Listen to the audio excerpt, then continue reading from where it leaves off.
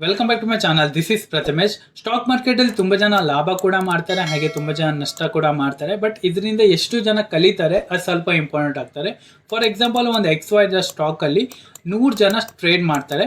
ಅದರಲ್ಲಿ 90 ಜನಿಗೆ ಲಾಸಸ್ ಆಗ್ತಾರೆ ಆ್ಯಂಡ್ ಅದರಲ್ಲಿ 10 ಜನಿಗೆ ಮಾತ್ರ, ದಟ್ ಮೀನ್ಸ್ 10 ಜನಿಗೆ ಮಾತ್ರ ಇಲ್ಲಿ ಪ್ರಾಫಿಟ್ ಆಗ್ತದೆ. ಬಟ್ ಇದರಲ್ಲಿ 90 ಜನ ಇರ್ತಾರಲ್ಲ, ಅವರಲ್ಲಿ ಇಲ್ಲಿ 80% ಜನ ಏನು ಮಾಡ್ತಾರೆ ಅಂದರೆ ಇಲ್ಲಿ ಓವರ್ ಟ್ರೇಡಿಂಗ್ ಮಾಡ್ತಾರೆ. ದ್ಯಾಟ್ ಮೀನ್ಸ್ ಇಲ್ಲಿ ನಂಗೆ ಲಾಸ್ ಆಯಿತು, ಯಾಕೆ ಲಾಸ್ ಆಯಿತು, ನಾನು ಬರೀ ಪ್ರಾಫಿಟ್ ಎಕ್ಸ್ಪೆಕ್ಟ್ ಮಾಡ್ತಿದ್ದಾನೆ, ನನ್ನ ಅನ್ಲಿಸೋದು ಕರೆಕ್ಟು, ಈಗೋ ಹರ್ಟ್ ಆಗ್ತಾರೆ. ಸೊ ಅವಾಗ ಏನು ಮಾಡ್ತಾರೆ, ಅಲ್ಲಿ ಓವರ್ ಟ್ರೇಡಿಂಗ್ ಮಾಡ್ತಾರೆ. ಬಟ್ ಇದರಲ್ಲಿ ಇರೋ 20% ಜನ ಏನು ಮಾಡ್ತಾರೆ ಅಂದರೆ ಕರೆಕ್ಟ್ ಮನಿ ಮ್ಯಾನೇಜ್ಮೆಂಟು, ಡಿಸಿಪ್ಲೀನು, ಕರೆಕ್ಟ್ ಅವರು ಪ್ರಾಫಿಟ್ ಎಲ್ಲ ಆಗ್ತಾರೆ, ಅಲ್ಲಿ ಬುಕ್ ಮಾಡ್ತಾರೆ, ಸ್ಟಾಪ್ ಲಾಸ್ ಎಲ್ಲ ಕರೆಕ್ಟ್ ಇರ್ತಾರೆ. ಈ 20% ಜನದಲ್ಲಿ ಹೋಗಿ 10% ಜನ ಅಲ್ಲಿ ಪ್ರಾಫಿಟೇಬಲ್ ಟ್ರೇಡರ್ ಆಗ್ತಾರೆ, ಅಥವಾ ಪ್ರಾಫಿಟ್ಟು ಆ ಸ್ಟಾಕ್ ಅಲ್ಲಿ ತೆಗಿತಾರೆ. ಫೈನ್. ಸೊ ಅದೇ ಹೇಳ್ತಾ ಇರೋದು, ಎಷ್ಟು ಕಡಿಮೆ ಕಡಿಮೆ ಕಡಿಮೆ ಆಗ್ತಾ ಹೋಗ್ತಾ ಇರಲ್ಲ. ಸೊ ಹಾಗೆ ಎಲ್ಲರಿಗೂ ಪ್ರೊಸೆಸ್ ಬೇಡ, ಎಲ್ಲರಿಗೂ ಏನು ಬೇಕು, ಪ್ರಾಫಿಟ್ ಬೇಕು. ಸೊ ನಷ್ಟದಲ್ಲಿ ಫಸ್ಟ್ ಒನ್ ಬಂದು ಟೈಮ್ ಕನ್ಸ್ಯೂಮ್ ಪ್ರೊಸೆಸ್. ಬಿಕಾಸ್ ಇದರಲ್ಲಿ ನೀವು ಎಷ್ಟು ಟೈಮ್ ಇನ್ವೆಸ್ಟ್ ಮಾಡ್ತೀರಾ ಅಷ್ಟು ನೀವು ಬೆಟರ್ ಆಗ್ತಾ ಹೋಗ್ತೀರಾ. ಇಫ್ ಇನ್ ಕೇಸ್ ನೀವು ಯಾವುದೇ ಬಿಸ್ನೆಸ್ ಕೂಡ ತಗೊಂಡ್ರೆ ಅದರಲ್ಲಿ ನೀವು ಎಷ್ಟು ಟೈಮ್ ಇನ್ವೆಸ್ಟ್ ಮಾಡಿದ್ರಾ ಅದ್ರ ಮೇಲೆ ನಿಮಗೆ ಎಕ್ಸ್ಪೀರಿಯನ್ಸ್ ಗೇನ್ ಆಗ್ತದೆ. ಎಕ್ಸ್ಪೀರಿಯನ್ಸಿಗೆ ಯಾವುದು ಕೂಡ ಅಮೌಂಟು ಕಟ್ಟಲಿಕ್ಕಾಗಲ್ಲ. ಬಿಕಾಸ್ ಎಕ್ಸ್ಪೀರಿಯನ್ಸ್ ಇದು ಒಂದು ವಸ್ತು ಅಂದರೆ ಅದಕ್ಕೆ ಯಾರು ಕೂಡ ಬೆಲೆ ಕಟ್ಟಲಿಕ್ಕಾಗಲ್ಲ. ಫೈನ್, ಐ ಹೋಪ್ ನೀವು ಅರ್ಥ ಆಯ್ತು ಅಂತ. ಸೊ ದಟ್ ಇದರಲ್ಲಿ ನೀವು ಎಷ್ಟು ಟೈಮ್ ಇನ್ವೆಸ್ಟ್ ಮಾಡ್ತೀರಾ ಅಷ್ಟೇ ನಿಮಗೆ ಒಂದು ಒಳ್ಳೆ ರಿಸಲ್ಟ್ ಸಿಗ್ತಾರೆ, ಅಷ್ಟೇ ಒಂದು ಒಳ್ಳೆ ಎಕ್ಸ್ಪೀರಿಯನ್ಸ್ ಗೇನ್ ಆಗ್ತಾರೆ. ಟೈಮ್ ಇನ್ವೆಸ್ಟ್ ಮಾಡಿದ್ರೆ, ಇಫ್ ಇನ್ ಕೇಸ್ ನೀವು ಒಂದು ದಿವಸದಲ್ಲಿ ಒಂದು ಗಂಟೆ ನೀವು ಟ್ರೇಡಿಂಗ್ ಮಾಡ್ತೀರಾ ಅಥವಾ ಏನೇ ಒಂದು ಟೈಮ್ ಇನ್ವೆಸ್ಟ್ ಮಾಡ್ತೀರಾ ಅಂದರೆ ನಿಮ್ಗಲ್ಲಿ ಪ್ರಾಫಿಟ್ ಆಗಬೇಕಂತ ಇಲ್ಲ ಅಥವಾ ಲಾಸ್ ಆಗಬೇಕಂತ ಇಲ್ಲ. ನೀವು ನೋಡಿ ಪ್ರೈಸ್ ಹೇಗೆ ಮೊಮೆಂಟಮ್ ಆಗ್ತಾರೆ, ಎಲ್ಲಿ ಹೇಗೆ ಬ್ರೇಕ್ಔಟ್ ಆಗ್ತಾರೆ, ಹೇಗೆ ಬ್ರೇಕ್ಔಟ್ ಫೇಲ್ಯೂರ್ ಆಗ್ತಾರೆ, ಎಲ್ಲಿಂದ ಬಯರ್ಸು ಇಂಟ್ರೆಸ್ಟ್ ಇದ್ದಾರೆ, ಎಲ್ಲಿಂದ ಸಪೋರ್ಟ್ ಉಂಟು, ಎಲ್ಲಿ ರೆಸಿಸ್ಟೆನ್ಸ್ ಉಂಟು, ಇದೆಲ್ಲ ಕ್ಲಿಯರಾಗಿ ನೋಡಿ. ನೀವು ಆವಾಗಲೇ ಕಲಿತಾ ಇರೋದು. ಇದರಲ್ಲಿ ನೀವು ಫಸ್ಟ್ ದಿನದಿಂದ ಪ್ರಾಫಿಟ್ ಮಾಡಬೇಕಂತ ಥಾಟ್ ಪ್ರೊಸೆಸ್ಸಲ್ಲೇ ಬರಬೇಡಿ, ಎಕ್ಸ್ಪೆಕ್ಟೇಷನ್ ಇಟ್ಕೊಂಡು ಬರಬೇಡಿ. ಇಲ್ಲಿ ನಿಮ್ಗೆ 100% ಬ್ಲೋ ಆಗ್ತಾರೆ ಅಕೌಂಟು, ನಿಮ್ಮ ಹಾರ್ಡ್ ಅರ್ನ್ ಮರಿ ಲಾಸಸ್ ಆಗಿ ಕನ್ವರ್ಟ್ ಆಗ್ತಾರೆ. ಸೊ ಪ್ಲೀಸ್ ಹೇಳ್ತಾ ಇದ್ದೀನಿ, ಇದು ಟೈಮ್ ಕನ್ಸ್ಯೂಮ್ ಪ್ರೊಸೆಸ್, ಇದು ತುಂಬಾ ಟೈಮ್ ತೊಗೊಳುತ್ತೆ. ಇದರಲ್ಲಿ ನೀವು ಪ್ರಾಫಿಟೇಬಲ್ ಟ್ರೇಡರ್ ಅಥವಾ ಇನ್ವೆಸ್ಟರ್ ಆಗಬೇಕಂದ್ರೆ ನಿಮ್ಮ ಟೈಮ್ ತೊಗೊಳುತ್ತೆ. ಇಫ್ ಇನ್ ಕೇಸ್ ನೀವು ಆಗಬೇಕಂದ್ರೆ, ಇಫ್ ಇನ್ ಕೇಸ್ ನಿಮ್ಮ ಹತ್ರ ಒಳ್ಳೆ ಹಣ ಉಂಟಂದರೆ ನೀವು ಯಾರಾದರೂ ಹೈಯರ್ ಮಾಡಿ ಅಡ್ವೈಸರ್ನ ಅವ್ರಿಗೆ ಹಣ ಕೊಡಿ, ಅವರು ಒಂದೊಳ್ಳೆ ನಿಮಗೆ ರಿಟರ್ನ್ ತೊಗೊಂಡು ಬರ್ಬೋದು ಸೆಬಿ ರಿಜಿಸ್ಟರ್ದಲ್ಲಿ. ಫೈನ್, ಐ ಹೋಪ್ ನಾ ಇದು ಹೇಳಿದ್ದು ಫಸ್ಟ್ ಪಾಯಿಂಟ್ ಅರ್ಥ ಆಯ್ತು ಅಂತ. ಇದು ಟೈಮ್ ಕನ್ಸ್ಯೂಮ್ ಪ್ರೊಸೆಸ್, ಇದು ಎಲ್ಲರಿಗೂ ಸರಿ ಹೊಂದಲ್ಲ. ಸೊ ನಾ ಪ್ರೀವಿಯಸ್ ವಿಡಿಯೋದಲ್ಲಿ ಕೂಡ ಹೇಳಿದ್ದೀನಿ, ಸ್ಟಾಕ್ ಮಾರ್ಕೆಟ್ ಎಲ್ಲರಿಗೂ ಸರಿ ಹೊಂದಲ್ಲ ಅಂತ. ಸೊ ಇದು ಟೈಮ್ ಕನ್ಸ್ಯೂಮ್ ಪ್ರೊಸೆಸ್. ಅಥವಾ ಇದರಲ್ಲಿ ನೀವು ಸ್ವಲ್ಪ ಹಣ ಕೂಡ ಲಾಸ್ ಮಾಡ್ತೀರಾ. That means if in case ಇಲ್ಲಿ ನೋಡಿ, ನೀವು ಯಾರ್ದು ಕೂಡ ಕೋರ್ಸಸ್ ಮಾಡಬೇಕಂತೆಲ್ಲ, ನಿಮ್ಮ ಮಾರ್ಕೆಟೇ ನಿಮ್ಮ ಗುರು. ಎಷ್ಟು ನೀವು ಮಾರ್ಕೆಟಿಗೆ ಒಂದು ಪ್ರೀಮಿಯಂ ಕೊಡ್ತಾ ಇರ್ತೀರಾ, ಮಾರ್ಕೆಟ್ ನಿಮಗೆ ಕರೆಕ್ಟಾಗಿ ಹೇಳುತ್ತೆ ಬ್ರೋ. ಇಫ್ ಇನ್ ಕೇಸ್ ಅರ್ಥ ಮಾಡ್ಕೊಳ್ಳಿ, ನೀವೊಂದು ಕೋರ್ಸ್ ಬೈ ಮಾಡಿದರೆ, ಫಾರ್ ಎಕ್ಸಾಂಪಲ್ ಅದರಲ್ಲಿ ನಿಮ್ಗೊಂದು 10K ಒಂದು ಕೋರ್ಸ್ ಅಂತ ಇಟ್ಕೊಳ್ಳೋಣ. ದಟ್ ಮೀನ್ಸ್ ಒಂದು ಒಳ್ಳೆ ಪ್ರೀಮಿಯಂ ಕ್ವಾಲಿಟಿ ಕೋರ್ಸ್ ಅಂದರೆ ಒಂದು 10,000 ಅಂತ ಇಟ್ಕೊಳ್ಳೋಣ. ಅದೇ ನೀವು 10,000 ಮಾರ್ಕೆಟಿಗೆ ಒಂದು 100 ಅಂತ ಒಂದು 10 ದಿನ ಇಲ್ಲಾಂದರೆ ಒಂದು ತಿಂಗಳು ಹಾಗೆ ನೀವು ಕೊಡ್ತಾ ಹೋದರೆ ನಿಮ್ಗದು ಎಕ್ಸ್ಪೀರಿಯನ್ಸ್ ಗೇನ್ ಆಗುತ್ತಲ್ಲ, ಅದಕ್ಕೆ ಬೆಲೆ ಕಟ್ಟಲಿಕ್ಕಾಗಲ್ಲ. Fine. So if in case ನೀವು ಒಂದು ಕೋರ್ಸಲ್ಲಿ 10,000 ಕೊಟ್ಟು ಒಂದು ಕೋರ್ಸ್ ಬೈ ಮಾಡಿದರೂ ಕೂಡ ನಿಮ್ಗಲ್ಲಿ ಅವ್ರ ಎಕ್ಸ್ಪೀರಿಯನ್ಸ್ ಹೇಳ್ಬೋದು. ಬಟ್ ನಿಮ್ಮ ಎಕ್ಸ್ಪೀರಿಯನ್ಸ್ ಗೇನ್ ಆಗಲಿಕ್ಕೆ ನೀವು ಮಾರ್ಕೆಟಿಗೆ ಪ್ರೀಮಿಯಂ ಕೂಡ ಕೊಡಲೇಬೇಕು. ಸೊ ಅದು ಕೂಡ ಒಂದು ನಷ್ಟ ಕೂಡ ಆಗ್ತದೆ. ದಟ್ ಮೀನ್ಸ್ ನಮ್ಮ ಫೈನಾನ್ಷಿಯಲ್ ಸ್ವಲ್ಪ ಕೂಡ ನಷ್ಟ ಕೂಡ ಆಗ್ತದೆ. ಸೊ ನಮ್ಗೆ ಇಲ್ಲಿ ಕೂಡ ಹಣ ಕೂಡ ಸ್ವಲ್ಪ ಲಾಸಸ್ ಆಗ್ಬೋದು. ಕ್ಲಿಯರ್. ಸೊ ಥರ್ಡ್ ಒಂದು ಬಂದು ಸೆಲ್ಫ್ ಡೌಟ್. ಇದು ಕೂಡ ತುಂಬ ದೊಡ್ಡ ಲೂಪ್ ಹೋಲು ಟ್ರೇಡಿಂಗಲ್ಲಿ. ಯಾಕಂದರೆ ಇಫ್ ಇನ್ ಕೇಸ್ ನೀವು ಒಂದು ಪ್ರೊಸೆಸ್ಸು, ದಟ್ ಮೀನ್ಸ್ ಒಂದು ನಿಮ್ಮದು ಗೋಲ್ ಉಂಟು, ಆ ಗೋಲಿಂದ ನೀವು ಹೋಗ್ತಾ ಇದ್ದರೆ ನಿಮ್ಗೆ ಅದರಿಂದ ರಿಸಲ್ಟ್ ಬರ್ತಾ ಇಲ್ಲ, ಆವಾಗ ನಿಮ್ಗೆ ಏನು ಬರುತ್ತೆ, ಸೆಲ್ಫ್ ಡೌಟ್ ಬರುತ್ತೆ.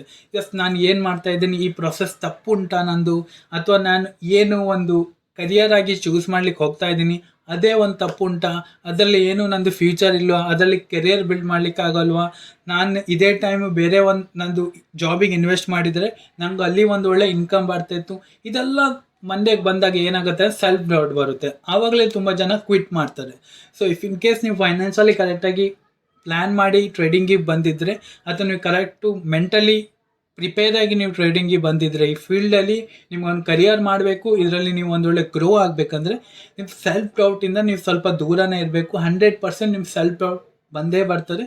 ಸೊ ದಟ್ ಇದರಲ್ಲಿ ದೊಡ್ಡ ದೊಡ್ಡ ಲೂಪ್ ಹೋಲ್ ಇದು ಸೆಲ್ಫ್ ಡೌಟ್, ಮತ್ತು ಇದರಲ್ಲಿ ತುಂಬ ದೊಡ್ಡ ನಷ್ಟ ಕೂಡ ಸೆಲ್ಫ್ ಡೌಟ್ ಅಂತ ನಾನು ಹೇಳಲಿಕ್ಕೆ ಇಷ್ಟಪಡ್ತೇನೆ. ಫೈನ್. ಸೊ ನಷ್ಟದಲ್ಲಿ ಲಾಸ್ಟ್ ನೋಡಿದ ಲೀಸ್ಟ್ ನೋಡ್ಲಿಕ್ಕೆ ಹೋದ್ರೆ ಇದಕ್ಕೆ ನಾನು ನಿಮ್ಗೊಂದು ಎಕ್ಸಾಂಪಲ್ ಮೂಲಕ ಹೇಳ್ತೀನಿ. ಫಾರ್ ಎಕ್ಸಾಂಪಲ್ ಒಬ್ಬ ರಮೇಶ್ ಅಂತ ಇದ್ದಾನೆ, ಅವನು 10K ಇಟ್ಕೊಂಡು ಬರ್ತಾನೆ, 10,000 1 ವರ್ಷ ಟ್ರೇಡಿಂಗ್ ಮಾಡ್ಲಿಕ್ಕೆ ಬರ್ತಾನೆ. ಬಟ್ ಅವನು ಪ್ರಾಫಿಟ್ ಕೂಡ ಎಕ್ಸ್ಪೆಕ್ಟ್ ಮಾಡ್ತಾ ಇಲ್ಲ ಆ್ಯಂಡ್ ಲಾಸಸ್ ಕೂಡ ಎಕ್ಸ್ಪೆಕ್ಟ್ ಮಾಡ್ತಿಲ್ಲ. ಜಸ್ಟ್ ಅವನು ಎಕ್ಸ್ಪೀರಿಯನ್ಸ್ ಗೇನ್ ಮಾಡಲಿಕ್ಕೆ ಲರ್ನಿಂಗ್ ಪರ್ಸ್ಪೆಕ್ಟಿವ್ ಅಲ್ಲಿ ಅವನು ಟ್ರೇಡಿಂಗಿಗೆ ಬರ್ತಾನೆ 1 ವರ್ಷ. ಆವಾಗ ಅವನದು ತುಂಬಾ ಟೈಮ್ ಕನ್ಸ್ಯೂಮ್ ಆಗ್ತಾರೆ, ಅಲ್ಲಿ ಅವನದು ಸ್ವಲ್ಪ 10K ಕೂಡ ಲಾಸಸ್ ಆಗ್ತಾರೆ. ಅವನಿಗೆ ಕೂಡ ಹೆದರಿಕೆ ಆಗ್ತಾರೆ, ಏನು ಬ್ರೋ ಇದು ನಂದು ಲಾಸಸ್ ಆಯಿತು, ನನಗೆ ಏನು ಇದು ಬಿಡ್ಬಿಡ್ಲ ಅಥವಾ ನಂದು 10Kನೇ ಹೋಗ್ತಾ ಉಂಟು, ಇದೆಲ್ಲ ಸೈಕಾಲಜಿಕಲ್ ಪ್ರಾಬ್ಲಮ್ ಎಲ್ಲ ಬರ್ತಾರೆ. ಸೊ ಅವನಿಗೆ ಸೆಲ್ಫ್ ಡೌಟ್ ಕೂಡ ಬರ್ತಾರೆ. ಬಟ್ ಅವನು ಒಂದು ಮೇಜರ್ ವೆಪನ್ ಒಳ್ಳೆ ಗೇನ್ ಆಯಿತು, ಅದೇನು ಕಾನ್ಫಿಡೆನ್ಸ್. ಯಾವಾಗ ನಿಮ್ಮದು ಕಾನ್ಫಿಡೆನ್ಸ್ ಬೂಸ್ಟ್ ಆಗ್ತಾರೆ ಮತ್ತು ಯಾರು ಕೂಡ ನಿಮ್ಗೆ ಬೇಡ, ಫೈನ್. ಕಾನ್ಫಿಡೆನ್ಸ್ ಬರೋದು ಯಾವಾಗ ಅಂದರೆ ಎಕ್ಸ್ಪೀರಿಯನ್ಸ್ ಬಂದಾಗ. ಎಕ್ಸ್ಪೀರಿಯನ್ಸ್ ಬರೋದು ಯಾವಾಗಂದ್ರೆ ನಾವು ಫೀಲ್ ಮಾಡಿದಾಗ, ಒಂದು ಯಾವುದೇ ಒಂದು ಬಿಸ್ನೆಸ್ಸಲ್ಲಿ ಯಾವುದೇ ಒಂದು ಫೀಲ್ಡಲ್ಲಿ ನಾನು ಇನ್ವಾಲ್ವ್ ಆದಾಗ ಮಾತ್ರ ನಮಗೆ ಬರ್ತಾರೆ ಆ್ಯಂಡ್ ಕಾನ್ಫಿಡೆನ್ಸ್ ಬರ್ತಾರೆ ಆ್ಯಂಡ್ ಎಕ್ಸ್ಪೀರಿಯನ್ಸ್ ಕೂಡ ಬರ್ತಾರೆ. ಸೊ ದಟ್ ನಾನು ಹೇಳ್ತಾ ಇದ್ದೀನಿ, ಯಾವುದೇ ಒಂದು ಫೀಲ್ಡಲ್ಲಿ ಇರಲಿ, ನೀವು ಫಸ್ಟ್ ಡೇಯಿಂದ ಪ್ರಾಫಿಟ್ ಮಾಡಬೇಕಂತ ಹೋಗಬೇಡಿ. ಇಫ್ ಇನ್ ಕೇಸ್ ನೀವು ಆ ಫೀಲ್ಡಲ್ಲಿ ಒಂದು ಒಳ್ಳೆ ಕರಿಯರ್ ಬಿಲ್ಡ್ ಮಾಡಬೇಕಂದ್ರೆ ಜಸ್ಟ್ ಅದು ಸಣ್ಣ ಹೆಜ್ಜೆ ಇಡೀನಿ. ಸೊ 1 ವರ್ಷ ಬಿಡಿ, ಕಲೀಲಿಕ್ಕೆ ಕೊಡಿ. ಸೊ ಯಾವುದೇ ಒಂದು ವರ್ಕ್ ಮಾಡಿದರೆ ನೀವು ಅದಕ್ಕೆ ಡೆಡಿಕೇಶನ್ ಮಾಡಿ. ಎಷ್ಟು ದಿನ ಆಗಲಿ ಜಸ್ಟ್ ನೀವು ಡೆಡಿಕೇಶನ್ ಮಾಡಿ. ಇಫ್ ಇನ್ ಕೇಸ್ ನಿಮ್ಮದು ಗೋಲ್ ಸೆಟ್ ಉಂಟು, ಗೋಲ್ ಕ್ಲಿಯರ್ ಉಂಟು, ಫೈನಾನ್ಸಲ್ಲಿ ಕರೆಕ್ಟ್ ಆಗಿದ್ದೀರಾ, ಜಸ್ಟ್ ನೀವು ಅದರಲ್ಲಿ ಡೆಡಿಕೇಶನ್ ಇಟ್ಟು ಬಿಟ್ಬಿಡಿ. ಎಸ್, ನಂದು ಈ ಗೋಲಲ್ಲಿ ನಾನು ಟ್ರೇಡ್ ಮಾಡಬೇಕು ಅಥವಾ ನನ್ನ ಈ ಸೆಟಪ್ಪಲ್ಲಿ ನಾನು ಟ್ರೇಡ್ ಮಾಡಬೇಕು ಅಂತ ನೀವು ಯಾವಾಗ ನೀವು ಕರೆಕ್ಟಾಗಿ ನಿರ್ಧಾರ ಮಾಡ್ತೀರಾ, ಆವಾಗ ನಿಮ್ಗೊಂದು ಕಾನ್ಫಿಡೆನ್ಸ್ ಗೇನ್ ಅಂತೂ 110% ಆಗೇ ಆಗ್ತಾರೆ. ಫೈನ್. ಸೊ ಮತ್ತೊಬ್ಬ ರಾಹುಲ್ಲಾ ಅಂತ ಇದ್ದಾನೆ, ನಮ್ಮ ಬೆಳ್ಳುಳ್ಳಿ ಕಬಾಬ್ ರಾಹುಲ್ಲಾ ಅಲ್ಲ, ಜಸ್ಟ್ ನಾನು ಒಂದು ಎಕ್ಸಾಂಪಲಿಗೆ ತೊಗೊಳ್ತಾ ಇರೋದು. ಈ ರಾಹುಲ್ಲಾ ಅನ್ನೋನು ಒಂದು 10 ಲಕ್ಷ ಇಟ್ಕೊಂಡು ಬರ್ತಾನೆ, 10 ಲ್ಯಾಕ್ ಇಟ್ಕೊಂಡು ಬರ್ತಾನೆ. ಅವನಿಗೆ 1 ವರ್ಷದಲ್ಲಿ ಅದು 1 CR ಮಾಡಬೇಕಿತ್ತು. ಫೈನ್.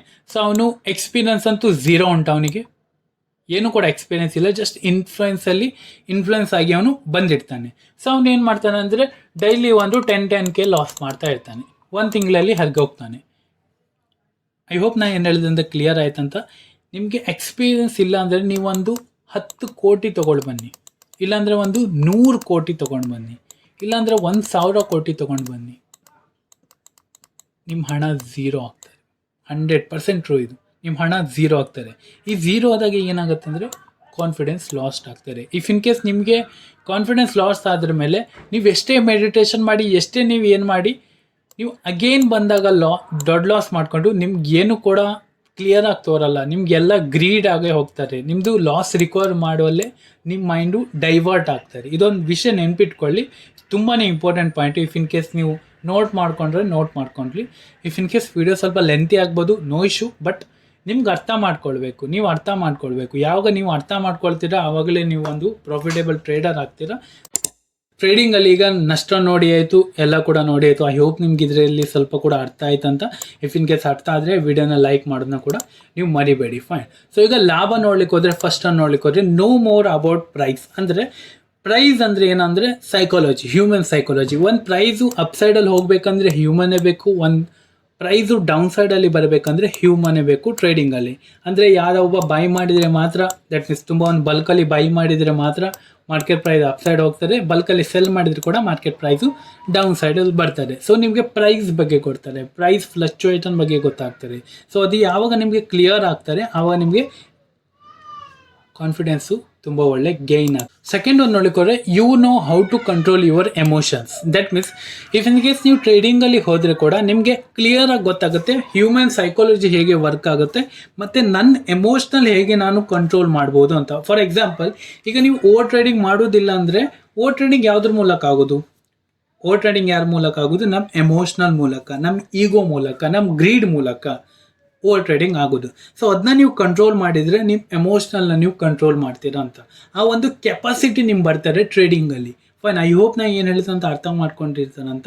ಇಫ್ ಇನ್ ಕೇಸ್ ನೀವು ಇದರಲ್ಲಿ ಗ್ರೀಡ್, ಎಮೋಷನ್, ಫಿಯರ್ ಇದನ್ನೆಲ್ಲ ನೀವು ಕರೆಕ್ಟಾಗಿ ಕಂಟ್ರೋಲ್ ಮಾಡಿದರೆ ಬೇರೆ ಫೀಲ್ಡಲ್ಲೂ ನಿಮಗೆ ಇದು ಹೆಲ್ಪ್ ಆಗ್ತದೆ.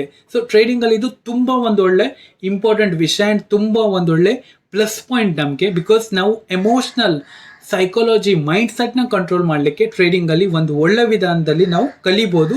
ಮತ್ತು ನಾವು ಅದನ್ನ ಕರೆಕ್ಟಾಗಿ ಪ್ರಾಕ್ಟೀಸ್ ಮಾಡಿದರೆ, ನಾವು ಅದನ್ನ ಡಿಸಿಪ್ಲಿನ್ ಆಗಿ ಫಾಲೋ ಮಾಡಿದರೆ ಅದರಲ್ಲಿ ಒಂದು ಒಳ್ಳೆ ಔಟ್ಕಮ್ ಅಂತೂ 110% ಬಂದೇ ಬರ್ತದೆ. ಸೊ ಇದು ಮೇಯ್ನ್ ತುಂಬಾನೇ ಮೇನ್ ಇದು ನನ್ನ ಪ್ರಕಾರ. You know your how to control your emotion. ನನ್ನ ಪ್ರಕಾರ ಇದು ತುಂಬಾನೇ ಇಂಪಾರ್ಟೆಂಟ್. ಫೈನ್. ಸೊ ಲಾಸ್ಟ್ ಒಂದು ನೋಡ್ಲಿಕ್ಕೆ ಹೋದ್ರೆ, ಬಿಕಾಸ್ ಥರ್ಡ್ ಒಂದು ಸ್ವಲ್ಪ ಇಂಪಾರ್ಟೆಂಟ್ ಆಗಿರ್ತಾರೆ. ಸೊ ಲಾಸ್ಟ್ ಒಂದು ನೋಡ್ಲಿಕ್ಕೆ ಹೋದ್ರೆ ಎಕ್ಸ್ಪೀರಿಯನ್ಸ್ ಗೇನ್ ಆಗ್ತಾರೆ ಮತ್ತು ಮನಿ ಆಲ್ಸೋ ಗೇನ್ ಆಗ್ತಾರೆ. ಸೊ ನಾವು ಫಸ್ಟ್ ಒಂದು ಹೇಳಿದಾಗೆ ಟೈಮ್ ಕನ್ಸ್ಯೂಮ್ ಮಾಡಿದಾಗ ನಿಮಗೆ ಎಕ್ಸ್ಪೀರಿಯನ್ಸ್ ಅಂತೂ 100% ಗೇನ್ ಆಗ್ತಾರೆ. ಇಫ್ ಇನ್ ಕೇಸ್ ನೀವು ಟೈಮ್ ಕನ್ಸ್ಯೂಮಲ್ಲಿ ಕರೆಕ್ಟಾಗಿ ಒಂದೊಳ್ಳೆ ಟ್ರೇಡ್ ತೊಗೊಂಡ್ರೆ, ಅಥವಾ ನೀವು ಕರೆಕ್ಟಾಗಿ ಒಂದೊಳ್ಳೆ ಪ್ರಾಫಿಟ್ ಬುಕ್ ಅಥವಾ ಮನಿ ಮ್ಯಾನೇಜ್ಮೆಂಟು, ಪೊಸಿಷನ್ ಸೈಡಿಂಗ್ ಎಲ್ಲ ನೀವು ಮಾಡಿದರೆ ನಿಮ್ಗೊಂದು ಹಣ ಕೂಡ ಅಂತೂ 100% ಆಗಿ ಆಗ್ತದೆ. ಫೈನ್. ಸೊ ನೀವು ಎಷ್ಟೇ ಒಂದು ಥಿಯರಿನ ಹೇಳಿದ್ರು ಕೂಡ ಲಾಸ್ಟ್ ಬರೋದು ಏನಂದರೆ, ನೀವು ಹಣ ಮಾಡ್ತೇ ಇಲ್ಲ ಬ್ರೋ, ಎಷ್ಟು ಮಾಡಿದ್ಯಾ ಲಾಸ್ಟ್ ಇಯರು, ಲಾಸ್ಟ್ ಮಂತ್ ಎಷ್ಟು ಮಾಡಿದ್ಯಾ, ಲಾಸ್ಟ್ ವೀಕ್ ಎಷ್ಟು ಮಾಡಿದೆ ಬೇಡ, ಲಾಸ್ಟ್ ಮಂತ್ ಎಷ್ಟು ಮಾಡಿದ್ಯಾ, ಲಾಸ್ಟ್ ಕ್ವಾರ್ಟರ್ ಎಷ್ಟು ಮಾಡಿದೆ, ಅಥವಾ ಲಾಸ್ಟ್ ಇಯರ್ ಎಷ್ಟು ಮಾಡಿದೆ, ಇದು ಮ್ಯಾಟರ್ ಆಗೋದು. ಲಾಸ್ಟ್ ದಿನ ಎಷ್ಟು ಮಾಡಿದ್ಯಾ, ಲಾಸ್ಟ್ ಅವರ್ ಎಷ್ಟು ಮಾಡಿದ್ಯಾ, ಲಾಸ್ಟ್ ವೀಕ್ ಎಷ್ಟು ಮಾಡಿದೆ, ಇದು ಮ್ಯಾಟರ್ ಆಗಲ್ಲ. ಮಂತ್, ಕ್ವಾರ್ಟರ್, ಇಯರ್ ಮಾತ್ರ ಮ್ಯಾಟರ್ ಆಗೋದು. ಸೊ ಇದರಲ್ಲಿ ನಾವು ಎಕ್ಸ್ಪೀರಿಯನ್ಸ್ ಗೇನ್ ಮಾಡ್ತೀವಿ.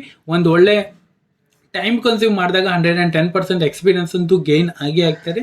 ಇಫ್ ಇನ್ ಕೇಸ್ ನೀವು ಎಕ್ಸ್ಪೀರಿಯನ್ಸ್ ಪ್ರಕಾರ ಮನಿ ಮ್ಯಾನೇಜ್ಮೆಂಟು, ಪೊಸಿಷನ್ ಸೈಜಿಂಗು ಇದೆಲ್ಲ ಕರೆಕ್ಟ್ ನೀವು ಫಾಲೋ ಮಾಡಿದರೆ ಅಲ್ಲಿ ನೀವು ಹಣ ಕೂಡ ಗೇನ್ ಮಾಡ್ತೀರಿ. ಇದು 100% ಟ್ರೂ ಆಗ್ತದೆ. ಲಾಸ್ಟ್ ಲೀಸ್ಟ್ ನೋಡ್ಲಿಕ್ಕೆ ಹೋದರೆ ನಿಮ್ಗೆ ಇಲ್ಲಿ ಒಂದು ಫೈನಾನ್ಷಿಯಲ್ ನಾಲೆಜ್ ಕೂಡ ಸಿಗ್ತದೆ. ಫಾರ್ ಎಕ್ಸಾಂಪಲ್, ಈಗ ನೀವು ಒಂದು ಹೀಗೆ ಬೇಗ ಬಿಟ್ಟು ಖರ್ಚು ಮಾಡ್ತಾ ಇದೆ ಅಂದರೆ, ಇಫ್ ಇನ್ ಕೇಸ್ ನೀವು ಟ್ರೇಡಿಂಗಿಗೆ ಬಂದರೆ ನಿಮ್ಗೆ ಗೊತ್ತಾಗ್ತದೆ, ಎಸ್ ಇಲ್ಲಿ ನಾ ಈ ಸ್ಟಾಕಲ್ಲಿ ಇನ್ವೆಸ್ಟ್ ಮಾಡಿದರೆ ಬೆಟರ್, ಅಥವಾ ಇದರಲ್ಲಿ ಟ್ರೇಡಿಂಗ್ ಮಾಡಿದ್ರೆ ಬೆಟರ್. ಯಾಕಂದರೆ ನೀವು ಇಲ್ಲಿ ಟ್ರೇಡಿಂಗ್ ಮಾಡಿದ್ರೆ ಅಥವಾ ಏನೇ ಮಾಡಿದ್ರೆ ನಿಮ್ಗೊಂದು ಎಕ್ಸ್ಪೀರಿಯನ್ಸ್ ಸಿಗ್ತಾರಲ್ಲ. ಇಫ್ ಇನ್ ಕೇಸ್ ನೀವು ಗ್ಯಾಮ್ಲಿಂಗ್ ರೀತಿಯಲ್ಲಿ ಮಾಡಿದರೆ ಅದು ನಿಮ್ಗೆ ಫೈನಾನ್ಷಿಯಲ್ ನಾಲೆಜ್ ಅಲ್ಲ. ಇಫ್ ಇನ್ ಕೇಸ್ ನೀವು ಎಕ್ಸ್ಪೀರಿಯನ್ಸು, ನೀವು ಇದಕ್ಕೆ ಡೆಡಿಕೇಶನ್ ಆಗಿ ನೀವು ಮಾಡಿದರೆ ನಿಮ್ಗೆ ಇಲ್ಲಿ 100% ಫೈನಾನ್ಷಿಯಲ್ ನಾಲೆಜ್ ಸಿಗ್ತಾರೆ. ಯಾಕಂದರೆ ಇಫ್ ಇನ್ ಕೇಸ್ ನೀವು ಟ್ರೇಡಿಂಗ್ ಮಾಡಿದರೆ, that means if in case ನೀವು ಟ್ರೇಡಿಂಗ್ನ ಒಂದು ಬಿಸ್ನೆಸ್ ರೂಪದಲ್ಲಿ ತೊಗೊಂಡ್ರೆ, ಅಥವಾ ಟ್ರೇಡಿಂಗ್ನ ಒಂದೊಳ್ಳೆ ಕರಿಯರ್ ರೂಪದಲ್ಲಿ ತಗೊಂಡ್ರೆ, ನಿಮ್ಗೆ ಟ್ರೇಡಿಂಗ್ ಬಗ್ಗೆ ಮಾತ್ರ ಮಾಹಿತಿ ಸಿಗಲ್ಲ, ಎಲ್ಲ ಫೀಲ್ಡ್ ಬಗ್ಗೆ ಮಾಹಿತಿ ಸಿಗುತ್ತೆ. ಹಾಗೂ ನಿಮಗೆ ಮನಿ ಮಾರ್ಕೆಟ್ ಬಗ್ಗೆ ಕೂಡ ಮಾಹಿತಿ ಕೂಡ ಸಿಗ್ತಾರೆ. ಆವಾಗ ನಿಮ್ಮದು ಸೆಲ್ಫ್ ಫೈನಾನ್ಸಲ್ಲಿ ಹೇಗೆ ಇಡಬೇಕು, ಮತ್ತು ನಮ್ಮ ಫೈನಾನ್ಸಲ್ಲಿ ಹೇಗೆ ಕಂಟ್ರೋಲ್ ಮಾಡಬೇಕು, ನಮ್ಮ ಎಮೋಷ್ನಲ್ನ ಮತ್ತು ಫೈನಾನ್ಸಲ್ಲಿ ಸ್ವಲ್ಪ ದೂರ ಇಡಬೇಕು, ಇದೆಲ್ಲ ನಿಮಗೆ ಕ್ಲಿಯರ್ ಆಗ್ತದೆ. ಆಗ ನಿಮಗೆ ಫೈನಾನ್ಷಿಯಲ್ ನಾಲೆಜ್ ಕೂಡ ಒಳ್ಳೆಯ ಒಂದು ಗೇನ್ ಆಗ್ತದೆ. ಫೈನ್. ಐ ಹೋಪ್ ನಾ ಇದು ಹೇಳಿದ್ದು 4 ಪಾಯಿಂಟು ನಿಮಗೂ ಕ್ಲಿಯರ್ ಆಯ್ತಂತ, ಲಾಭದಲ್ಲಿ ಕೂಡ ಹಾಗೂ ನಷ್ಟದಲ್ಲಿ ಕೂಡ. ಬಿಕಾಸ್ ನಂದು ಒಂದು ಎಕ್ಸ್ಪೀರಿಯನ್ಸ್ ಉಂಟಲ್ಲ, ಅದು ನಾನು ನಿಮಗೆ ಹೇಳಬೇಕಂತ ನನ್ನ ಆಸೆ. ಇಫ್ ಇನ್ ಕೇಸ್ ನೀವು ಅದನ್ನ ಇಷ್ಟಪಡ್ತೀರ ಅಂದರೆ ಚಾನಲ್ನ ಸಬ್ಸ್ಕ್ರೈಬ್ ಕೂಡ ಮಾಡೋದನ್ನ ಮರಿಬೇಡಿ.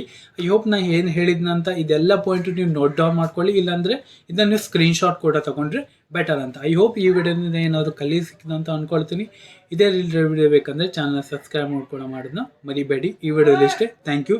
Have a good day and have a great weak.